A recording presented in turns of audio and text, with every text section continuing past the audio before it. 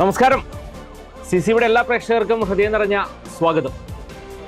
ജനഹൃദയങ്ങളിലെ Jananayakan CCB അല്പനേരം ഞങ്ങളൊന്ന് സഞ്ചരിക്കുകയാണ് ചേലക്കരയുടെ ഹൃദയത്തിനോടൊപ്പം.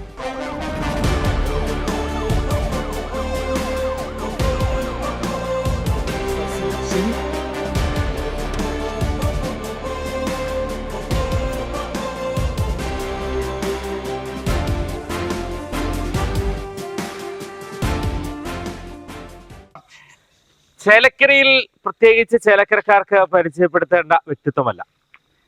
സൗമ്യമുഖം, ലളിത ജീവിതം, അങ്ങനെയൊക്കെ നോക്കുമ്പോൾ നമ്മളിൽ ഒരാളായി എപ്പോഴും എന്തിനും ഓടിയെത്താൻ പറ്റുന്ന സൗഹൃദ മുഖം പ്രതിഭേട്ടൻ എന്ന അക്ഷരാർത്ഥത്തിൽ തന്നെ ചേർത്ത് പിടിക്കുന്ന സ്നേഹമുള്ള വ്യക്തിത്വം. പ്രതിഭേട്ട, വീണ്ടും ഒരു തെരഞ്ഞെടുപ്പിന്റെ ഒരു അങ്കത്തട്ടിൽ നിൽക്കുമ്പോൾ ആദ്യം തന്നെ എല്ലാവിധ ഭാവുകങ്ങളും നേരുകയാണ്. എനിക്ക് തോന്നുന്നു ഒരു സുപ്രഭാതത്തിൽ രാഷ്ട്രീയത്തിലേക്ക് കയറി വന്നതല്ല, നടന്നു വന്ന പിന്നിലുള്ള വഴികളെക്കുറിച്ചൊക്കെ ഓർത്തെടുക്കുമ്പോൾ അതിന് 10-35 വർഷത്തെ പാരമ്പര്യമുണ്ട്. കൈപിടിച്ച് നടത്തിയവർ, മുന്നിലേക്ക് കൊണ്ടുവന്നവർ, ഒരുപക്ഷെ വിശ്വാസത്തോടു കൂടി ഏൽപ്പിക്കുന്ന ഉത്തരവാദിത്വം ഇതുവരെയും നടത്തിയിട്ടുണ്ട് ചേലക്കരയിൽ. അത് ചേലക്കരക്കാർ അകമൊഴിഞ്ഞ് നൽകിയ സ്നേഹമാണ്. ചേലക്കരക്കാർ അകമൊഴിഞ്ഞ് നൽകിയ സ്നേഹത്തിന് വികസനത്തിന്റെ പാതയിലൂടെയൊക്കെ നിരവധിയായ സമ്മാനങ്ങൾ നമ്മൾ ഇതുവരെയും കൊടുത്തിരിക്കുന്നു. വീണ്ടും ഒരു തെരഞ്ഞെടുപ്പിന്റെ അങ്കത്തട്ടിലേക്ക് വരുമ്പോൾ ഈ പിന്നിട്ട വഴികളെ കുറിച്ചൊക്കെ ഒന്ന് ഓർത്തെടുക്കാൻ പറ്റുമോ? തീർച്ചയായിട്ടും. ധാരാളം പൊതുപ്രവർത്തനം എന്ന് പറഞ്ഞത് വളരെ ആത്മാർത്ഥമായും ഏൽപ്പിക്കുന്ന ഉത്തരവാദിത്വം വളരെ കൃത്യമായി ചെയ്യാവുന്നതാണ്. തുടക്കത്തിൽ സംഘടനാ പ്രവർത്തനവുമായി ബന്ധപ്പെട്ടെല്ലാം അങ്ങനെ ഉള്ള സമയത്താണ് നമുക്ക് ഒരു പഞ്ചായത്ത് തിരഞ്ഞെടുപ്പ് വരുന്നത്. ആ സമയത്ത് പാർട്ടി എന്നെ തദ്ദേശ സ്ഥാപന തിരഞ്ഞെടുപ്പിലേക്ക് മത്സരിക്കണം നിങ്ങൾ എന്ന് പറഞ്ഞപ്പോൾ എനിക്ക് വലിയ ഭയവും പേടിയും പുറകോട്ട് പോക്കെല്ലാം ഉണ്ടായി. എന്നാലും നിങ്ങളതിനെക്കുറിച്ച് ടെൻഷൻ അടിക്കേണ്ട ആവശ്യമില്ല, ഈ പാർട്ടി കൂടെ ഉണ്ടതുകൊണ്ട് നിങ്ങൾ കാര്യങ്ങൾ ചെയ്താൽ മതി, ബാക്കിയെല്ലാം നമുക്ക് പിന്നാലെ വന്നോളും എന്ന് അന്ന് പറഞ്ഞു. അപ്പോൾ ഞാനും അത് നിർബന്ധിച്ച് തന്നെ എന്തായാലും വേണ്ട ഒഴിവാക്കണം, കഴിയില്ല എന്ന് പറഞ്ഞു. ഇല്ല, നിങ്ങൾ അന്നും ഈ രാഷ്ട്രീയത്തിൽ സജീവ പ്രവർത്തകനായിരുന്നല്ലോ. സജീവം എന്ന് പറഞ്ഞാൽ ഞാൻ യഥാർത്ഥത്തിൽ പഠിച്ചു വളർന്നതെല്ലാം ചെന്നൈയിലാണ്. എൻ്റെ രക്ഷിതാക്കൾ അവിടെ ജോലിയിൽ അന്ന് ജീവിക്കാൻ മാർഗ്ഗമില്ലാതെ പണ്ട് അച്ഛൻ ചെന്നൈ പോയി. ഇപ്പം അച്ഛൻ ടൈലറായിരുന്നു. അപ്പോൾ ടൈലറിങ് കഴിഞ്ഞ ആൾ അങ്ങനെ ജോലി കിട്ടുമെന്ന് പോയപ്പോഴാണ് അവിടെ അന്ന് ഡിഫൻസിൽ ആളെടുക്കണം, അങ്ങനെ ഈ സ്റ്റിച്ചിങ് യൂണിറ്റിലേക്കുള്ള ആൾ. അപ്പോൾ സിവിലിയനായിട്ട് അച്ഛനാണെന്ന് അപേക്ഷ കൊടുത്തപ്പോൾ തിരഞ്ഞെടുക്കണം. അക്കാലത്ത് അങ്ങനെ ഒന്നുമില്ല. അപ്പോൾ അങ്ങനെ അവിടെ തിരഞ്ഞെടുത്തപ്പോൾ അവിടെ ഡിഫൻസുമായി ബന്ധപ്പെട്ട് അവിടുത്തെ സ്കൂളും ഇതെല്ലാം പഠിക്കേണ്ടി വന്നു. അങ്ങനെ പഠിച്ച് അവിടുത്തെ വിദ്യാഭ്യാസ ജീവിതം ഇതെല്ലാം അങ്ങനെ തന്നെയായിരുന്നു. പക്ഷെ കോളേജ് എത്തുമ്പോൾ കോളേജിൽ അവിടുത്തെ വിദ്യാർത്ഥി രാഷ്ട്രീയം SFI അത്ര സജീവമൊന്നുമല്ല, എന്നാൽ SFI ഉണ്ട്, അവിടെ ഉണ്ടായിരുന്നു. SFI കാരണം SFIയുമായി ഒരു ബന്ധം വരാൻ കാരണം അച്ഛൻ പണ്ട് ഇവിടെ രാഷ്ട്രീയ പ്രവർത്തനം ചെറുകാലത്ത് നല്ലപോലെ ഈ കഷ്ടപ്പെട്ട ആളാണ്. അങ്ങനെ കഷ്ടപ്പെട്ട് ജീവിക്കാൻ വഴിയില്ലാതെ ഇപ്പം നാട് വിട്ടതാണ്. അതോടെ പിന്നെ അങ്ങനെ അപ്പോൾ അച്ഛൻ പറഞ്ഞു തന്ന ഒരു ഒട്ടേറെ പഴയ കഥകളുണ്ട്. അതിലൊരു ആശയം നമ്മുടെ മനസ്സിലുണ്ട്. അപ്പോൾ കോളേജിൽ എത്തുമ്പോഴാണ് SFI എന്ന നിലയ്ക്ക് സംഘടന, വിദ്യാർത്ഥി സംഘടനയെല്ലാം ഉണ്ടായിരുന്നു. ചെറിയ തോതിൽ സജീവമല്ല, നമുക്കതിൻ്റെ പോയി അതിലകത്ത് പങ്കെടുക്കും, പരിപാടിയിൽ ഒക്കെ ഇരിക്കുമെന്നല്ലാതെ സജീവമായിട്ട് അങ്ങനെ പോയിരുന്നില്ല. പിന്നെ അച്ഛൻ്റെ റിട്ടയർമെൻറ്റിന് ശേഷം എന്നോട് വലിയ അറ്റാച്ച്മെൻ്റ് ഉള്ള ആളുകളായതുകൊണ്ട് എന്നെ അവിടുന്ന് ഒരു സ്വകാര്യ സ്ഥാപനം IT സ്ഥാപനം ജോലി ഉണ്ടായിരുന്നു. അപ്പോൾ അത് രാജിവെപ്പിച്ച് നാട്ടിൽ വന്ന് നമുക്ക് എന്തെങ്കിലും ചെയ്യാമെന്ന് പറഞ്ഞു അമ്മ അങ്ങനെ കൂട്ടി ചേലക്കരയിലേക്ക് എത്തുകയാണ്. ദേശമംഗലം, ചേലക്കരയിലെ ദേശമംഗലത്തേക്ക് എത്തി. സ്വന്തം നാട് തന്നെയാണ്. അപ്പോൾ ഞങ്ങളിവിടെ വന്ന് അങ്ങനെ ഒരു കമ്പ്യൂട്ടർ സ്ഥാപനമൊക്കെ തുടങ്ങി അന്ന് അത് നടന്നുകൊണ്ടിരിക്കുമ്പോഴാണ് അതിനിടയ്ക്ക് രാഷ്ട്രീയ പ്രവർത്തനം സജീവമായി ഉണ്ടായിരുന്നു. DYFI രംഗത്തൊക്കെ സജീവമായി പ്രവർത്തിച്ചുകൊണ്ടിരിക്കുകയായിരുന്നു. അപ്പോഴാണ് ഇതിങ്ങനെ പഞ്ചായത്ത് തിരഞ്ഞെടുപ്പ് വരുന്ന ഘട്ടത്തിൽ ഇങ്ങനെ സ്ഥാനാർത്ഥി മത്സരിക്കണം എന്ന് പറഞ്ഞിട്ടല്ല വന്നത്. അപ്പോൾ നേരത്തെ ഞാൻ പറഞ്ഞ പോലെ വളരെ നിർബന്ധിച്ച് പിന്നെ സ്ഥാനാർത്ഥി ആവണം എന്ന് പറഞ്ഞപ്പോൾ അങ്ങനെ ആയി. പഞ്ചായത്ത് തെരഞ്ഞെടുപ്പിൽ അന്ന് മത്സരിച്ച് ജയിക്കണ്ടായി 246 വോട്ടിന് ലീഡിന് അന്ന് അവിടെയാണ് തുടക്കം. അപ്പോൾ ജയിക്കേണ്ടായി. ജയിച്ച് അന്ന് തന്നെ അപ്പം തന്നെ ഒരു സംവരണ സീറ്റ്, അതായത് പ്രസിഡന്റ് സംവരണമാണ് എന്ന് കേട്ടപ്പോഴാണ് അവർ നിങ്ങൾ പ്രസിഡന്റ് സ്ഥാനത്തേക്ക് മത്സരിക്കണം എന്നെല്ലാം പറഞ്ഞു. അപ്പോൾ എനിക്ക് ഭയം ഉണ്ടായിരുന്നു. പ്രസിഡന്റ് ഒന്നും ആവാൻ കഴിഞ്ഞാൽ ഞാൻ മെമ്പറായിട്ട് വേണമെങ്കിൽ അങ്ങനെ നിന്നോളാം. പാർട്ടിയുടെ തീരുമാനമല്ലേ, അതനുസരിക്കണം, അത് നിങ്ങൾ ചെയ്തോളും, ബാക്കി പാർട്ടി നോക്കിക്കോളും. അങ്ങനെ പഞ്ചായത്ത് പ്രസിഡൻ്റായി. 5 കൊല്ലം ദേശമംഗലത്തിൻ്റെ പഞ്ചായത്ത് പ്രസിഡൻ്റായി. അന്ന് പഠിക്കാൻ ഒരുപാട് അവസരം, പഠിപ്പിക്കാൻ കൂടെ നിന്ന് എല്ലാ കാര്യങ്ങളും പഠിപ്പിക്കാൻ ശരിക്കും അതല്ലേ യഥാർത്ഥത്തിൽ മുന്നോട്ട് പോകുന്നതിനുള്ള ഊർജ്ജം കിട്ടിയത്? തീർച്ചയായിട്ടും അത് അങ്ങനെ തന്നെയാണ്. ജനങ്ങളുമായി പരിചയപ്പെടാനും നമ്മൾ ജീവിച്ചതൊന്നും അല്ല ജീവിതം, യഥാർത്ഥത്തിൽ ജീവിതം വേറെയാണ് എന്ന് നമുക്ക് പഠിക്കാൻ പറ്റിയത് ആ സമയമാണ്.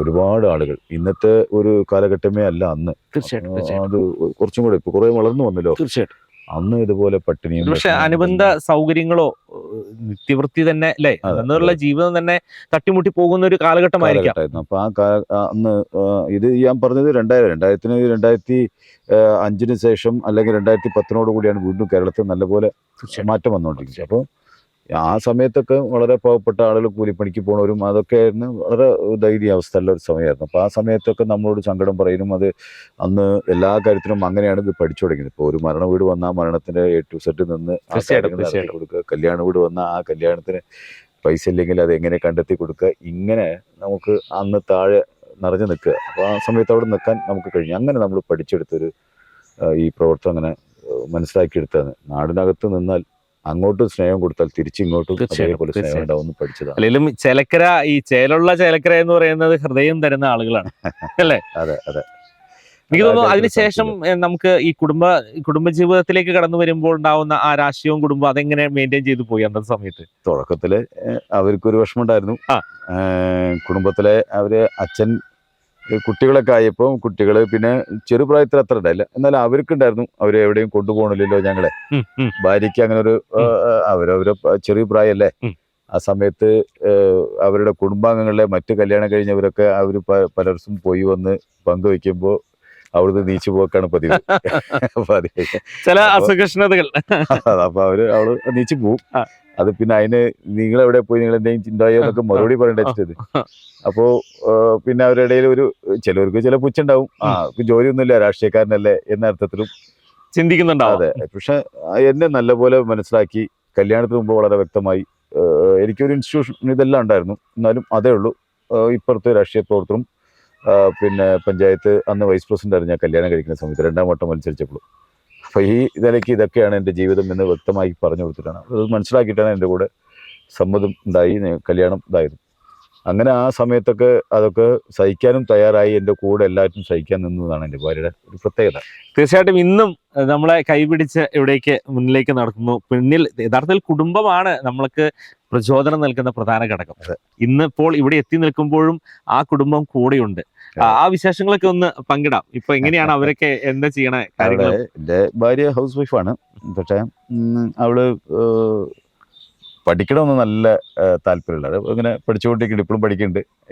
അപ്പോൾ മക്കള് 2 പേരാണ്. ഇപ്പം മോള് first year, degree first year Vyasa കോളേജിൽ BA ഇംഗ്ലീഷ്. പേര് Keerthana. BA English first year അവൾ പഠിച്ചുകൊണ്ടിരിക്കുന്നു. മോൻ കാർത്തിക്, അവൻ ഇപ്പോൾ 9ലെത്തി. അവരുടെ ജീവിതവും അങ്ങനെ തന്നെയാണ്. ഇതുപോലെ ക്ലാസ്സിൽ ഇരിക്കുമ്പോൾ മറ്റു രക്ഷിതാക്കള് വെക്കേഷൻ സമയത്ത് അങ്ങോട്ട് കൊണ്ടുപോയി ഇങ്ങോട്ടും ഞങ്ങൾ പോയി എന്നെല്ലാം പറയുമ്പോൾ മക്കള് കേട്ടിരിക്കും എന്നല്ലാതെ. ഇപ്പൊ ഈ ഇലക്ഷന്റെ സമയമാകുമ്പോ അച്ഛന്റെ കൂടെ എങ്ങനെ ഒരു കടന്നു വരാനും കാര്യങ്ങളൊക്കെ? ഏതാണ്ട് അവരൊരു കുറച്ച് മടിയിലെ കൂട്ടത്തിലാണ്. ഇവിടെ ഈ അടുത്ത പ്രദേശമൊക്കെ ഈ തെരഞ്ഞെടുപ്പിന്റെ എന്തെങ്കിലും ഇതൊക്കെ ഉണ്ടാകുമ്പോൾ അവരും ഒപ്പം പോവും. ബാലസംഘത്തിലും പിന്നെ SFIയിലൊക്കെ ഉള്ളത് കൊണ്ട് അവര് ഇതൊക്കെ ആയിട്ട് കൂട്ടുകാർ വരുമ്പോൾ അങ്ങനെ പോവും, അതിനെ സഹായിക്കും എന്നല്ലാതെ സജീവമായി അങ്ങനെ കുട്ടികൾ അങ്ങനെ ഇതായിട്ടില്ല. എന്നാലും അവരൊരു കുറച്ച് ഷൈ ടൈപ്പ് ആയതുകൊണ്ട് കുറച്ചൊരു പിന്നാക്കം നിന്നിട്ട് നിർബന്ധിച്ചാൽ ഓടിപ്പോയി ചെയ്യും, വർക്ക് ചെയ്യും. അങ്ങനത്തെ ഒരു ടൈപ്പാണ് അവർ. എന്തായാലും അവർ അച്ഛൻ എന്ത് പറഞ്ഞാലും അതനുസരിച്ച് നിൽക്കുന്ന. ഈ ചേലക്കരയിൽ ഏത് ഭവനത്തിലും ഏത് സമയത്ത് ഓടി കയറാൻ ചെല്ലാൻ പറ്റുന്ന ഒരു സ്വാതന്ത്ര്യമുള്ള ഒരു നേതാവ് എന്ന രീതിയിൽ അഭിമാനത്തോടുകൂടി ചോദിക്കുകയാണ്. ശരിക്കും ആ ചെറിയ താഴത്തെ തട്ടിൽ നിന്ന് ഉള്ള പ്രവർത്തനമാണ് ഇപ്പോൾ എവിടേക്കും ചെല്ലാൻ പറ്റുന്നത്. ഒരു സ്വീകാര്യനായത് പക്ഷെ അങ്ങ് സൂചിപ്പിച്ച പോലെ തന്നെ ചില കല്യാണ വീടുകളിലേക്ക് ഓടി ചെല്ലാൻ പറ്റുന്നു, അവിടെയുള്ള കാര്യങ്ങൾ ഇടപെടുന്നു. ഒരു മരണ വീട്ടിൽ വന്നു കഴിഞ്ഞാൽ ആ മരണ വീടിന്റെ കാര്യങ്ങൾ ക്രമീകരിക്കുന്നു. അന്ന് നൽകിയ ചില ചിന്തകൾ, ചില പ്രവർത്തനങ്ങൾ ഇന്നും നമ്മൾ മുന്നോട്ട് പോകുമ്പോൾ അതല്ലേ കുറച്ച് സ്വീകാര്യത്തിലേക്ക് എത്തിയത്? തീർച്ചയായിട്ടും അതൊരു നമ്മുടെ ജീവിതത്തിൽ ശീലമാക്കിയ ഒരു സ്വഭാവമാണ്. അതുകൊണ്ട് നമുക്കത് ചെന്നാൽ അവിടെ കണ്ടു നിൽക്കാൻ കഴിയില്ല. അപ്പോൾ അതങ്ങനെ ഇഴുകി ചേരുക എന്നത് മാത്രമാണ്. അപ്പോൾ അതിൻ്റെ ഒരു ജനം ഇന്നാൾ വന്ന അപ്പോൾ കാര്യങ്ങൾ അത് പറഞ്ഞാൽ ഏൽപ്പിച്ച് തന്നാൽ നടക്കും എന്ന ഒരു വിശ്വാസം വന്നതിൻ്റെ ഭാഗമായി നമ്മളും അത് എന്തെങ്കിലും കണ്ടിട്ടല്ല, നമ്മളാൽ കഴിയുന്ന രീതിയിൽ അതിനകത്ത് ഇടപെടുക ചെയ്യുക എന്ന് തന്നെയാണ് നമ്മളും ശീലിച്ചു വന്നിട്ടുള്ളത്. ചേലക്കരയിലേക്ക് കിടക്കാം. ചേലക്കര നിയോജക മണ്ഡലം നമുക്കറിയാം നിരവധി വികസന പ്രവർത്തനങ്ങളിലൂടെയാണ് കടന്നുപോയത്. പിന്നിട്ട വഴികൾ നോക്കുമ്പോൾ, പിന്നിട്ട സഞ്ചരിച്ച ദൂരങ്ങൾ നോക്കുമ്പോൾ അഭിമാനത്തോടു കൂടി തന്നെയാണ് ഇന്ന് ചേലക്കരയിൽ നിൽക്കുന്നത്. വിദ്യാഭ്യാസ മേഖലയിലാണെങ്കിലും കാർഷിക മേഖലയിലാണെങ്കിലും സമസ്ത മേഖലകളിലും വലിയ ഒരു കുതിച്ചു ചാട്ടം തന്നെയാണ് ചേലക്കരയിൽ അഭിമാനത്തോടുകൂടി ഇന്ന് പറയാൻ സാധിച്ചത്. നമുക്ക് ആ ഒരു കാര്യങ്ങളിലേക്കൊക്കെ ഒന്ന് കടന്നു പോയാലോ? തീർച്ചയായിട്ടും.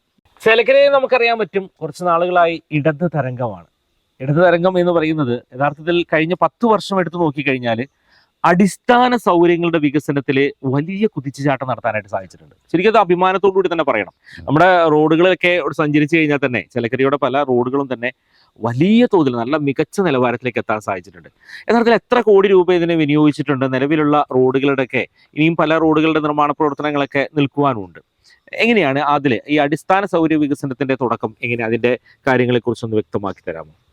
2016 ഇടതുപക്ഷ ജനാധിപത്യ മുന്നണി സർക്കാർ അധികാരത്തിൽ വരുമ്പോൾ സർക്കാർ നിലവിലുള്ള ബഡ്ജറ്റിന്റെ വിഹിതത്തിന് പുറമെ കിഫ്ബി ഉൾപ്പെടെ പണം കണ്ടെത്തിയപ്പോൾ ധാരാളം മറ്റ് ബഡ്ജറ്റ് വർക്കുകളും ധാരാളം നമുക്ക് ലഭിക്കേണ്ടായി. അങ്ങനെ ലഭിക്കുമ്പോൾ ഈ 10 വർഷം നമ്മൾ പരിശോധിച്ചപ്പോൾ ഏകദേശം 634 കോടിയോളം വരുന്ന രൂപ ചെലവഴിക്കപ്പെട്ടിട്ടുണ്ട് കേരളത്തിനകത്ത്, അല്ല ചേലക്കരയ്ക്കകത്ത്. മുഴുവൻ PWD റോഡ് തന്നെ പറയാം. ഇനി 1% അല്ലെങ്കിൽ 2% വരുന്ന ഇനി ചില റോഡ് മാത്രം, ചിലല്ല നമ്മുടെ ഒരു 4-5 കിലോമീറ്ററിന്റെ ഉള്ളിൽ വരുന്ന റോഡ് മാത്രമാണ് ഇനി നമുക്ക് ചെയ്യാനുള്ളത്. ബാക്കിയെല്ലാം പൂർത്തീകരിക്കുക. അതിന്റെ ടെൻഡർ നടപടികൾ നടക്കുന്നുണ്ടല്ലോ? എല്ലാം കഴിഞ്ഞു. ആകെ നമ്മുടെ മുമ്പിലുള്ളത് മലേശമംഗലം റോഡ്, തിരുവില്ലാമല പഞ്ചായത്തിലുള്ള മലേശമംഗലം റോഡ്. അത് ശബരിമല പാക്കേജിൽ ഉൾപ്പെടുത്തി കൊടുത്തപ്പോൾ അവിടെ ആ റോഡുമായി ബന്ധപ്പെട്ട് മറ്റു പ്രവൃത്തികൾ, ജലജീവൻ പദ്ധതിയുമായി ബന്ധപ്പെട്ട് പൈപ്പ് ലൈൻ സ്ഥാപിക്കുമ്പോൾ അവിടെ ഒരു സ്വകാര്യ വ്യക്തിക്ക് കോടതി പോയിട്ട് വന്നു. അദ്ദേഹത്തിൻ്റെ ആവശ്യം നടന്നു കിട്ടാൻ വേണ്ടി പോയിരുന്നു. അതിൻ്റെ സമയത്ത് കോടതി പരിശോധിക്കാൻ വേണ്ടി മാറ്റിവെച്ചപ്പോൾ അതിൻ്റെ ടെൻഡർ എടുത്ത വ്യക്തിക്ക് അവരുടെ സമയം കഴിയാറായി. അപ്പോൾ അതുകൊണ്ട് ആ വ്യക്തി എനിക്കത് കഴിയില്ല എന്ന് പറഞ്ഞ് വിഡ്രോ ചെയ്യുക ചെയ്ത്. അപ്പോൾ അതുകൊണ്ട് വീണ്ടും അതിൻ്റെ കോടതി നമുക്ക് അനുകൂലമായി തീരുമാനം വന്നപ്പോൾ അപ്പോൾ അത് വീണ്ടും റീഷെഡ്യൂൾ ചെയ്യേണ്ടി വന്നു വർക്ക്. അപ്പോൾ റീഷെഡ്യൂൾ ചെയ്യുകയും വീണ്ടും അത് ടെൻഡർ ചെയ്യുകയും ചെയ്തപ്പോഴാണ് ഇപ്പോൾ ടെൻഡർ എടുത്ത ഒരു വ്യക്തി എടുത്തിന് ആരായത്തും അറിയില്ല, എന്തായാലും ടെൻഡർ എടുത്ത വ്യക്തികൾക്ക് അതിൻ്റെ കവറ് ഇനി ഓപ്പൺ ചെയ്യേണ്ട ഒരു താമസമാകുമ്പോഴേക്കും നമുക്ക് ഇത് വന്നിട്ടുണ്ട്. എന്താ പറയുക, തെരഞ്ഞെടുപ്പ് ചട്ടം നിലവിൽ വന്നതാണ്. പിന്നെ ആ പ്രോസസ്സ് അങ്ങനെ നിർത്തിവെച്ചെടുക്കുകയാണ്. അല്ലെങ്കിൽ ആ പണി ഇപ്പോൾ ആരംഭിക്കുന്നുണ്ടായിരുന്നു. അപ്പോൾ അതും കൂടെ ആയാൽ നമുക്ക് എല്ലാം ആയി. ഇനി ഒരു 5 കിലോമീറ്ററിന് താഴെ വരുന്ന റോഡ് മാത്രമാണ് ഇനി പുതിയ BMBC നിലവാരത്തിലാക്കേണ്ടത്. ബാക്കിയെല്ലാം BMBC നിലവാരത്തിലായ റോഡുകളായി ചേലക്കരയിൽ പൂർത്തീകരിക്കപ്പെട്ടിട്ടുണ്ടെന്നാണ് നമുക്ക് അഭിമാനത്തോടു കൂടി പറയാനുള്ളത്. അത് ചെറിയ കാര്യമല്ല. നമുക്ക് ഈ അടിസ്ഥാന സൗകര്യത്തിന്റെ ആണ് ഏറ്റവും ആദ്യം പ്രാഥമിക ഇത് കൊടുക്കേണ്ടത്. അങ്ങനെ നോക്കുമ്പോൾ ചേലക്കരയിലെ തന്നെ പല മേഖലകളിലേക്കും പല റോഡുകളാണെങ്കിലും തന്നെ വികസന കുതിപ്പിലേക്ക് എത്താൻ സാധിച്ചിട്ടുണ്ട്. എനിക്ക് തോന്നുന്നത് കഴിഞ്ഞ 10 വർഷം യഥാർത്ഥത്തിൽ അതിന് കൂടുതൽ പ്രാധാന്യം നൽകിയിട്ടുണ്ട്. ഉണ്ട്. അതിപ്പോൾ 96 മുതൽ മണ്ഡലത്തിലെ ഇന്ന് ഇങ്ങനെ കിട്ടുന്ന പോലെ അന്ന് ഈ ഇത്തരം ഫണ്ടുകൾ ഒരു മണ്ഡലത്തിലേക്ക് കൊടുത്തിരുന്നില്ല. ഇപ്പോൾ ഈ 10 വർഷത്തിനുള്ളിലാണ് ഇങ്ങനെ ഫണ്ടുകൾ കൊടുക്കാൻ തുടങ്ങിയത്. എന്നാൽ നമ്മളെ സംബന്ധിച്ച് ചേലക്കരയിൽ ഇപ്പം ഏതാണ്ട് 1% റോഡ് മാത്രമേ ഇനി BMBC ആകുള്ളൂ. ഏன்னா ഇനി വരുമ്പോൾ ഇനി ഗ്രാമീണ മേഖലയിൽ എത്തുമ്പോൾ നമ്മുടെ റോഡുകളെല്ലാം ജനകീയാസൂത്രവുമായി ബന്ധപ്പെട്ട് നല്ല വർക്കുകൾ കഴിഞ്ഞ റോഡായിരുന്നു. എന്നാൽ ജലജീവൻ പദ്ധതി കേരളത്തേക്ക് കിട്ടിയപ്പോൾ അത് സംയുക്തമായി ഇങ്ങനെ ചെയ്യുന്ന ഒരു പ്രൊജക്റ്റ് ആയതുകൊണ്ട് ആ പദ്ധതിയുടെ ഭാഗമായി നിരവധി റോഡ് പൊളിച്ചിരുന്നു. ഇപ്പോൾ കഴിഞ്ഞ ഉപതെരഞ്ഞെടുപ്പിൽ, ചേലക്കര ഉപതെരഞ്ഞെടുപ്പിൽ പ്രധാന വാർത്തയായിരുന്നു എല്ലാ മാധ്യമങ്ങളിലും. റോഡുകളെല്ലാം പൊട്ടിപ്പൊളിഞ്ഞ് 96 മുതൽ ഇടതുപക്ഷം തുടർച്ചയായിട്ടുള്ള ഒരു മണ്ഡലം ഗ്രാമീണ റോഡുകളെല്ലാം വളരെ മോശമാണ് എന്നെല്ലാം അവർ അന്ന് വലിയ വാർത്തയാക്കിയത്. എന്നാൽ അന്നും ഇടതുപക്ഷം പറഞ്ഞത് എല്ലാ ഗ്രാമപഞ്ചായത്തുകളിലെയും യോഗം വിളിച്ച് വളരെ കൃത്യമായി ഒരു ഫോളോ അപ്പ് നടത്തിയപ്പോൾ എല്ലാം ടെൻഡർ ചെയ്തിട്ടുണ്ട്. അന്നും ഇതുപോലെ ഉപതെരഞ്ഞെടുപ്പ് വന്നപ്പോൾ, തെരഞ്ഞെടുപ്പ് ചട്ടം വന്നപ്പോൾ ആ ടെൻഡർ പ്രോസസ്സിങ് നിർത്തിവെച്ചെടുക്കുകയായിരുന്നു. ഇന്നിപ്പോൾ നോക്കുമ്പോൾ പല ഗ്രാമീണ റോഡും പൂർത്തീകരിക്കപ്പെട്ടു. ഇനി വളരെ കുറച്ചാണ് അതായത് ഗ്രാമപഞ്ചായത്തുകൾ ഇനി അത് പൂർത്തീകരിക്കാൻ വേണ്ടിയുള്ള നടപടി നടന്നുകൊണ്ടിരിക്കുക. ഇപ്പോൾ അത് നടന്നിട്ടുണ്ട്. അതെല്ലാം ഇപ്പോൾ പൂർത്തീകരിക്കപ്പെട്ടിട്ടുണ്ട്. ഇനിയും കുറച്ച് റോഡുകളും കൂടെ നമുക്ക് പൂർത്തീകരിക്കാനുണ്ട്, ഗ്രാമീണ റോഡുകൾ. അപ്പോൾ ഏതായാലും സഞ്ചാരയോഗ്യമാക്കാൻ വേണ്ടിയുള്ള ഒരു നല്ല ഇടപെടൽ, അല്ലെങ്കിൽ നല്ല ഒരു സുഗമമായി സഞ്ചരിക്കാനുള്ള പാത, ആ പാതയ്ക്കുള്ള തുടക്കം കുറിച്ചു. എനിക്ക് തോന്നുന്നു ഏകദേശം ചേലക്കരയുടെ സമസ്ത മേഖലകളിലേക്കും അത് പടർന്നിട്ടുണ്ട്. അതെ. ഇനി മറ്റുള്ള മേഖലകളിലേക്ക് നമുക്കൊന്ന് കണ്ണോടിക്കാം. ഓക്കെ. അടിസ്ഥാന സൗകര്യ വികസനത്തിന്റെ കുതിച്ചുചാട്ടം കഴിഞ്ഞ 10 വർഷം എടുത്ത് നോക്കുമ്പോൾ പ്രതിപാഠം എനിക്ക് തോന്നുന്നു പുതിയ തലമുറ വല്ലാതെ മാറിക്കൊണ്ടിരിക്കുകയാണ്. പുതിയ പുതിയ ടെക്നോളജികൾ ഒക്കെ അടിസ്ഥാന വിദ്യാഭ്യാസ കാര്യത്തിൽ വലിയ തോതിൽ മുന്നോട്ട് പോകുന്നുണ്ട്. ഭാവി തലമുറ, പുതിയ തലമുറ എന്ന് പറയുന്നത് ഭാവിയുടെ വക്താക്കളാണ്. അവർക്ക് നല്ല രീതിയിലുള്ള വിദ്യാഭ്യാസം കൊടുക്കണം. ഒപ്പം തന്നെ അടിസ്ഥാനപരമായിട്ട് സാങ്കേതിക വിദ്യയിലാണെങ്കിൽ തന്നെയും തൊഴിൽ അതിലൂടെ നേടിയെടുക്കണം. അത്തരത്തിലൊക്കെ ചിന്തിക്കുമ്പോൾ കഴിഞ്ഞ 10 വർഷത്തിന്റെ കണക്കെടുത്ത് നോക്കിക്കഴിഞ്ഞാൽ ചേലക്കര നിയോജക മണ്ഡലത്തിലെ വിദ്യാഭ്യാസ രംഗത്ത്, പൊതുവിദ്യാഭ്യാസ രംഗത്ത് വലിയ കുതിച്ചുചാട്ടമാണ് അക്ഷരാർത്ഥത്തിൽ പറയാൻ പറ്റും. നമുക്കറിയാൻ പറ്റുന്ന പല ഗവൺമെന്റ് സ്കൂളുകളുടെ നിലവാരം തന്നെ വലിയ തോതിലേക്ക് മാറിയിട്ടുണ്ട്. പ്രതിപാഠ കഴിഞ്ഞ 10 വർഷം ആ രീതിയിൽ വലിയൊരു മുന്നേറ്റത്തിലേക്ക് വരാൻ സാധിച്ചിട്ടില്ലേ? പിന്നെന്താ, വളരെ മികച്ച രീതിയിലാണ് നമുക്ക് ഇടപെടാൻ കഴിഞ്ഞത്. 2016 വരുമ്പോൾ മുമ്പോട്ട് വെച്ച ലക്ഷ്യം തന്നെ വിദ്യാഭ്യാസ മേഖലയിൽ നമുക്ക് വലിയ ശ്രദ്ധ കൊടുക്കണം എന്ന് ലക്ഷ്യം വെച്ചുകൊണ്ടാണ് ഇടതുപക്ഷ ജനാധിപത്യ മുന്നണി തെരഞ്ഞെടുപ്പ് നേരിട്ട്. അതിൻ്റെ ഭാഗമായിട്ട് നമുക്ക് ഈ നേരത്തെ ഞാൻ പറഞ്ഞ പോലെ ഗവൺമെൻറ് 2016 ബഡ്ജറ്റിന് പുറമെ കിഫ്ബി ഫണ്ട് ഈ കേരളത്തിനകത്ത് ഉപയോഗപ്പെടുത്തി. അത് നമുക്ക് വലിയ ഗുണമായി മാറി തന്നെയാണ്. അതിൻ്റെ കുട്ടികൾക്ക് പഠിക്കാൻ ആവശ്യമായ സൗകര്യം, സാധാരണ ഇപ്പോൾ കുട്ടികൾക്ക് നമ്മുടെ ചേലക്കരയിൽ മാത്രമല്ല എല്ലാ ഗവൺമെൻറ് സ്കൂൾ നോക്കിയാൽ ഓരോ കാലഘട്ടത്തിൽ വരുന്ന MP-മാർ അല്ലെങ്കിൽ MLA-മാർ, ജില്ലാ പഞ്ചായത്ത്, ഇവരെല്ലാം കൊടുക്കുന്ന ഫണ്ട് ചെറിയ കെട്ടിടങ്ങളായി ആ സ്കൂൾ വലിയ വിട്ടുകൊടുത്ത ഫണ്ട് കിട്ടിയ സ്ഥലവും അത് നിറച്ച് ഇങ്ങനെ കെട്ടിടങ്ങളാണ്. കുട്ടികൾക്ക് ഓടി കളിക്കാനുള്ള സ്ഥലം ഇല്ലാത്ത ഒരു അവസ്ഥ, കളിയിടങ്ങൾ കുറവ്, അത് കുറവാണ്. കുട്ടികൾ ഓടി ചാടി കളിക്കാൻ, വെയിലത്ത് കളിക്കാനും ഇതെല്ലാം ആയാലും അവരുടെ ആരോഗ്യം നല്ലപോലെ, അതുപോലെ പഠിക്കാനും നല്ല ഒരു സൗകര്യം ഉണ്ടാവണം. മറ്റത് പഠിക്കുന്ന സമയത്ത് മഴ പെയ്താൽ ആ കുട്ടികളെ അവിടുന്ന് മാറ്റി ചോർന്നു എന്ന് പറഞ്ഞ് അങ്ങോട്ടും ഇങ്ങോട്ടും മാറ്റിയിരുത്തുന്ന ഏർപ്പാട്, ഇതെല്ലാം നല്ലപോലെ അനുഭവിച്ചാണ്. അപ്പോൾ കുട്ടികളെ നല്ലപോലെ പഠിക്കാനുള്ള ഒരു സൗകര്യം ഉണ്ടാക്കി അതിനകത്ത് കളിക്കാനും എല്ലാം ആരോഗ്യകരമായി ഒരു നല്ല ഇതുണ്ടാക്കണം എന്നതുകൊണ്ട് നാം തീരുമാനിച്ച ആ സമയത്ത് മുഖ്യമന്ത്രി MLA-മാരെ യോഗം വിളിച്ച് വളരെ കൃത്യമായി പറഞ്ഞു, വിദ്യാഭ്യാസ മേഖലയിൽ നിങ്ങൾ കൈകാര്യം ചെയ്യുമ്പോൾ അവിടെ വളരെ കൃത്യമായി ആ സ്കൂളിനെ കുറിച്ച് പഠിക്കുകയും നല്ല ഒരു മാസ്റ്റർ പ്ലാൻ ഉണ്ടാക്കി അതനുസരിച്ച് നീങ്ങിയാൽ നിങ്ങൾക്ക് കുറച്ചും കൂടെ ഗുണം ഉണ്ടാവും. അതിൻ്റെ ഭാഗമായിട്ടാണ് നമ്മൾ തുടക്കം കുറിച്ച് 2016 ചേലക്കരയിലെ എല്ലാ ഗവൺമെൻറ് സ്കൂളുകളും അതിൻ്റെ മാസ്റ്റർ പ്ലാൻ ഉണ്ടാക്കി. മാസ്റ്റർ പ്ലാൻ ഉണ്ടാക്കുമ്പോൾ അവിടുത്തെ PTA, രക്ഷിതാക്കൾ, ടീച്ചേഴ്സും എല്ലാവരും ഇരുത്തിയാണ് അന്ന് ഞങ്ങൾ ഇടപെട്ടത്. റിട്ടയർഡ് ചെയ്ത കുറച്ച് അധ്യാപകരും ഞാൻ കൂടെ കൂട്ടി. അവർക്ക് അതിൻ്റെ ഐഡിയ ഉണ്ട്, അവരുടെ അനുഭവ സമ്പത്ത്. അതെ. അപ്പോൾ അവരെ വെച്ചുകൊണ്ടാണ് ഈ ടീം തുടങ്ങിയത്. അങ്ങനെ തുടങ്ങിയപ്പോൾ നമുക്കത് വലിയ സക്സസ് ആയി. ഇപ്പോൾ ചേലക്കരയിൽ വിദ്യാഭ്യാസ മേഖലയിൽ നമ്മുടെ കുട്ടികൾ പഠിക്കാൻ വേണ്ടിയുള്ള ഏത് ഗവൺമെന്റ് സ്കൂൾ നിങ്ങൾ എടുത്ത് പരിശോധിച്ചു, ഇനി അഡീഷണൽ സൗകര്യം ചിലപ്പോൾ ഏതെങ്കിലും സ്കൂളിലേക്ക് വേണ്ടി വരും. നിലവിലുള്ള ആ പഴയ കെട്ടിടം എല്ലാം മാറ്റി പുതിയ കെട്ടിടം വേണം എന്ന കാഴ്ചപ്പാട് എല്ലാ സ്കൂളിലേക്കും വന്നിട്ടുള്ളപ്പോൾ ഇത് നടക്കുകയാണല്ലോ. അപ്പോൾ അതുകൊണ്ട് അങ്ങനെ സ്കൂളിനകത്ത് പഴയ കെട്ടിടങ്ങളെല്ലാം പൊളിക്കുകയും നല്ല കെട്ടിടം ഉണ്ടാക്കി പരമാവധി അവിടെ സ്കൂളിന് കിട്ടാവുന്ന സ്പേസ് ഉണ്ടാക്കി കൊടുക്കുകയും ചെയ്തു. കളിക്കാനും പറ്റി, ഇരുന്ന് പഠിക്കാനും പറ്റി. സ്കൂളിനകത്ത് ഇനി അഡീഷണൽ നമുക്ക് ക്ലാസ് റൂം ആരംഭിക്കാൻ പറ്റുന്ന പല സ്കൂളുകളും അങ്ങനെ ആ നിലവാരത്തിലേക്ക് ആക്കി. അപ്പോൾ നല്ലപോലെ നമുക്ക് ഈ സ്കൂൾ വിദ്യാഭ്യാസം നിലവാരത്തിൽ കെട്ടിടങ്ങൾ സൗകര്യം എല്ലാം ഉണ്ടാക്കി. ഏകദേശം 137.9 ഏകദേശം 140 കോടിയുടെ താഴെ വരുന്ന പണം ഈ 10 വർഷം കൊണ്ട് വിദ്യാഭ്യാസ രംഗത്ത് കെട്ടിട സൗകര്യങ്ങൾ മറ്റ് സൗകര്യങ്ങൾ വേറെയുണ്ട്. തീർച്ചയായിട്ടും അതിനെല്ലാം കെട്ടിടം ഉൾപ്പെടെയുള്ള സൗകര്യങ്ങൾ ഉണ്ടാക്കാൻ 140 കോടിയുടെ താഴെ വരുന്ന പണം നമ്മൾ ഉപയോഗപ്പെടുത്തിയിട്ടുണ്ട്. അത് ഏത് സ്കൂളും, ഒരു സ്കൂൾ പോലും ഇനി കെട്ടിടം, സർക്കാർ സ്കൂളിൽ കെട്ടിടം വേണ്ടാത്ത സ്കൂളുകൾ ഒന്നുമില്ല. അത് തല ഉയർത്തി അഭിമാനത്തോടു കൂടി പറയണത്. അപ്പോൾ അതുകൊണ്ട് നമ്മുടെ കുട്ടികൾക്ക് ഇപ്പോൾ മറ്റു സംസ്ഥാനങ്ങൾ കാണുന്ന പോലെ അല്ല നമ്മുടെ സർക്കാർ വിദ്യാലയങ്ങൾ മികച്ച രീതിയിൽ തന്നെയാണ് ഉണ്ടാക്കിയിട്ടുള്ളത്. കഴിഞ്ഞ 10 വർഷത്തെ എടുത്തു നോക്കുകയാണെങ്കിൽ സംസ്ഥാനത്തെ പല വിദ്യാലയങ്ങളും അതിന്റെ മുഖച്ഛായ തന്നെ മാറിയിട്ടുണ്ട്. അതെ. ഇത് ഉണ്ടാക്കുന്നത് ഒരു കാരണവശാലും UR പ്രദീപിന് പേര് കിട്ടാൻ വേണ്ടിയിട്ടല്ല, നമ്മുടെ കുട്ടികൾ പഠിക്കട്ടെ, അവർക്ക് നല്ല നിലയ്ക്കിരുന്ന് പഠിക്കട്ടെ, ഒരു സൗകര്യത്തോടെ. ഇനിയും സൗകര്യം നമ്മൾ ആലോചിച്ചുകൊണ്ടിരിക്കുകയാണ്. മികച്ച രീതിയിൽ കുട്ടികളുടെ വിദ്യാഭ്യാസം വാർത്തെടുക്കാൻ വേണ്ടിയുള്ള നല്ല ഇടപെടൽ തന്നെ ഉണ്ടാവും.